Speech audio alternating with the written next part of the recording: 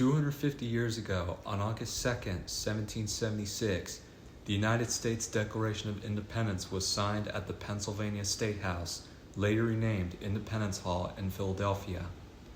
The Declaration of Independence was approved by the 56 delegates of the Second Continental Congress, representing the 13 colonies.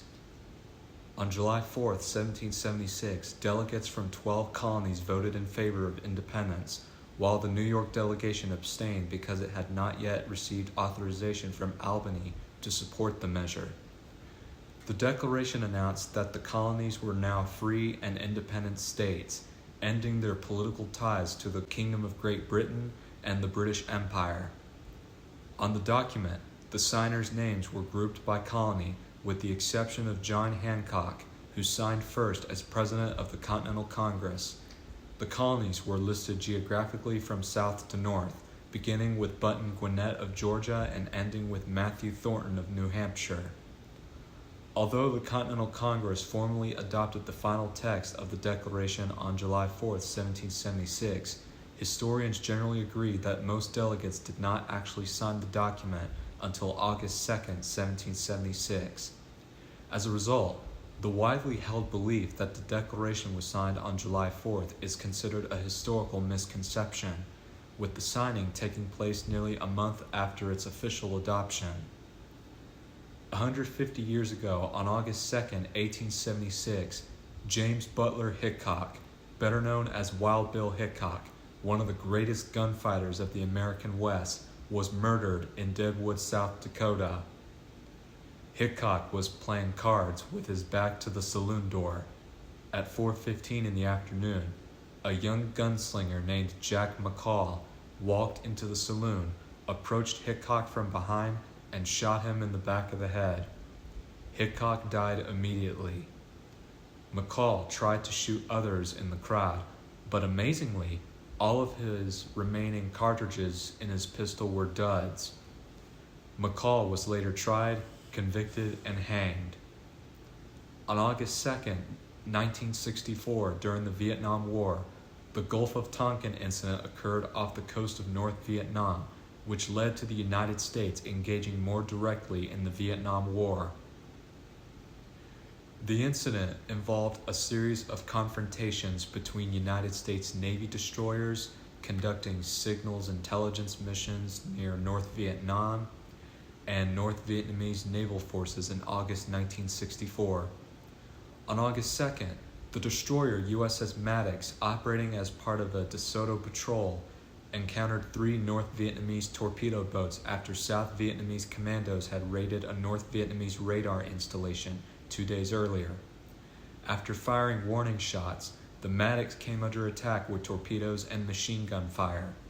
During the brief engagement, U.S. aircraft launched from the aircraft carrier USS Ticonderoga assisted the destroyer, damaging the North Vietnamese boats. 4 North Vietnamese sailors were killed and 6 were wounded, while the Maddox suffered only minor damage and no American personnel were injured. On August 3rd, the destroyer USS Turner Joy joined the Maddox and the 2 ships continued their patrols. The following evening, both vessels reported that they were under attack after detecting radar contacts and after receiving communications intercepts believed to indicate approaching enemy boats. The destroyers opened fire and initial reports claimed that North Vietnamese vessels had attacked. However, the task force commander, Captain John Herrick, soon expressed doubts about whether any attack had actually occurred. Despite these reservations, the Johnson administration relied on misinterpreted intelligence and communications intercepts to conclude that a second attack had taken place. In the years that followed, evidence increasingly demonstrated that the reported attack on August 4th never occurred. Former U.S. Secretary of Defense Robert S. McNamara later acknowledged that no attack had taken place that night, and in 1995, North Vietnamese General Vo Nguyen Giap likewise stated that absolutely nothing had happened. A declassified National Security Agency historical study released in 2005 concluded that while the August 2nd clash was genuine, the events of August 4th resulted from faulty intelligence and misinterpretation of intercepted communications, creating the false impression of an attack. The incident had major political consequences. In response to the reported attacks, the U.S. Congress passed the Gulf of Tonkin Resolution, granting President Lyndon B. Johnson broad authority to assist Southeast Asian nations threatened by communist forces. The resolution became the principal legal basis for the large-scale deployment of American combat troops to South Vietnam, and the expansion of the Vietnam War beginning in 1965.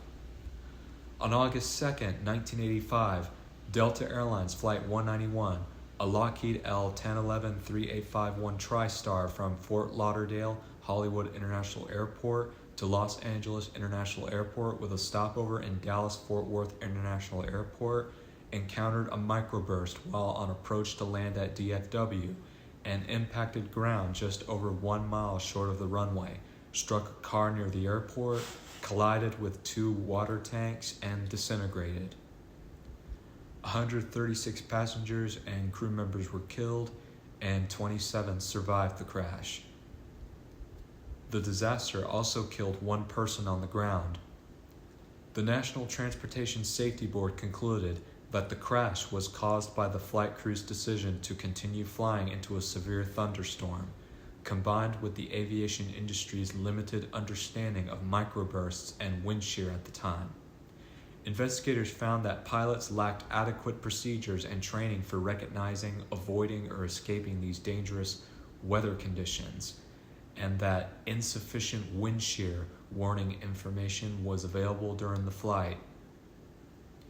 In the years following the accident, significant improvements were made in weather forecasting, pilot training, and onboard wind shear detection systems.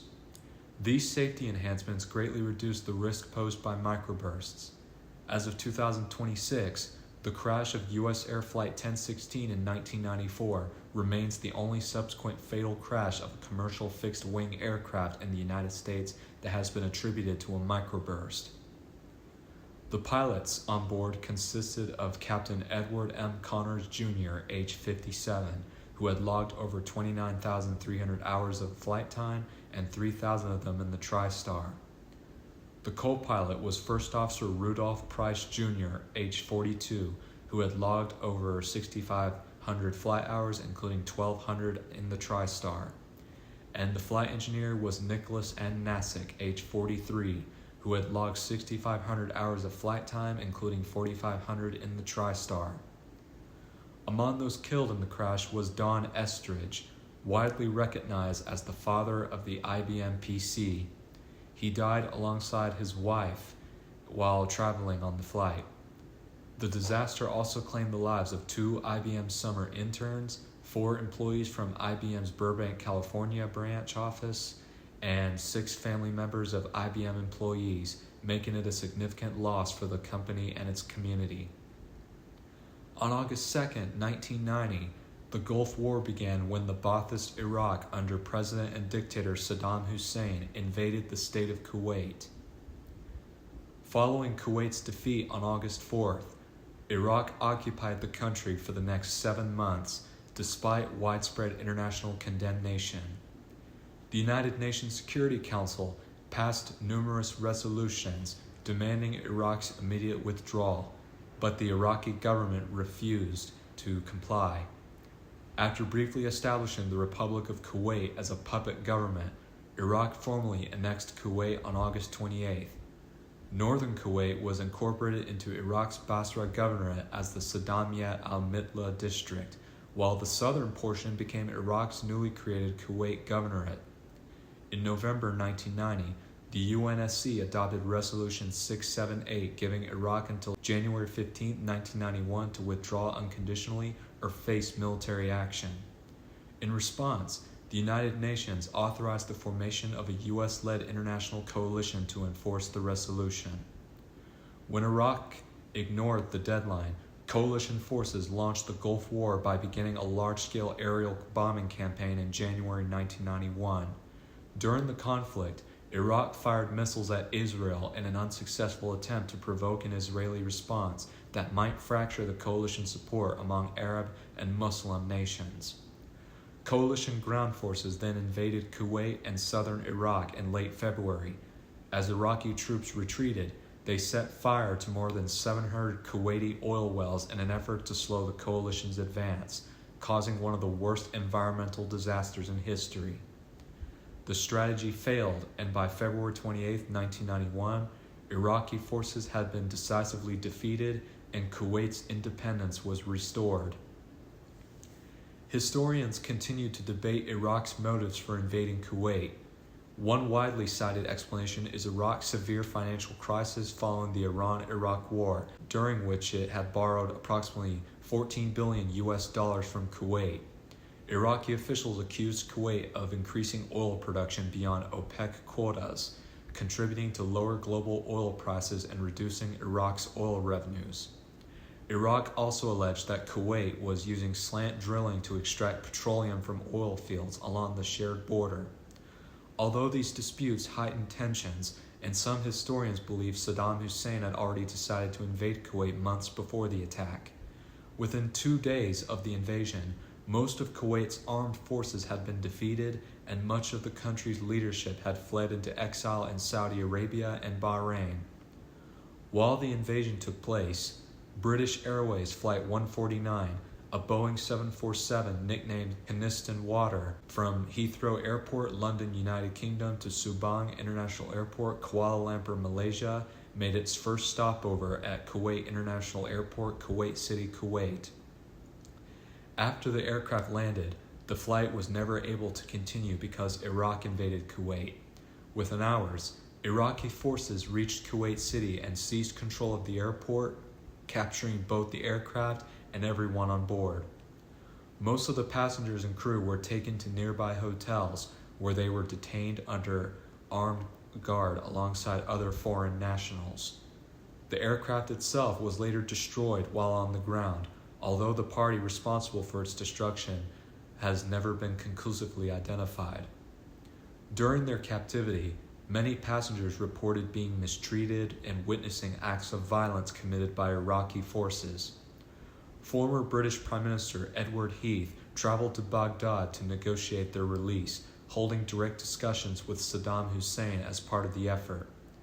One Kuwaiti passenger was reportedly murdered by Iraqi troops, while all of the remaining hostages were eventually freed after the conflict ended.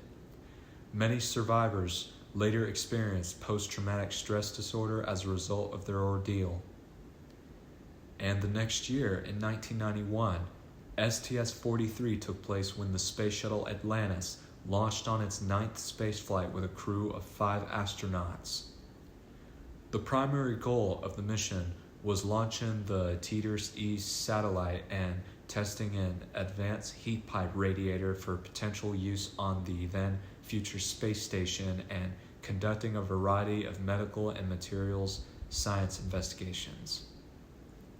The astronauts consist of Commander John E. Blaha on his 3rd spaceflight, pilot Michael A. Baker on his 1st spaceflight, Mission Specialist 1 Shannon Lucid on her 3rd spaceflight, Mission Specialist 2 Flight Engineer G. David Lowe on his 2nd spaceflight, and Mission Specialist 3 James C. Adamson on his 2nd and final space shuttle mission and final time in space. Well, that's all the historical milestones I have for today. If you like what you hear, don't forget to leave a comment down below and subscribe. This is Stephen Luke, and to us all Americans, let us never forget the 250th anniversary of the signing of the Declaration of Independence. God bless America, and God bless Kuwait.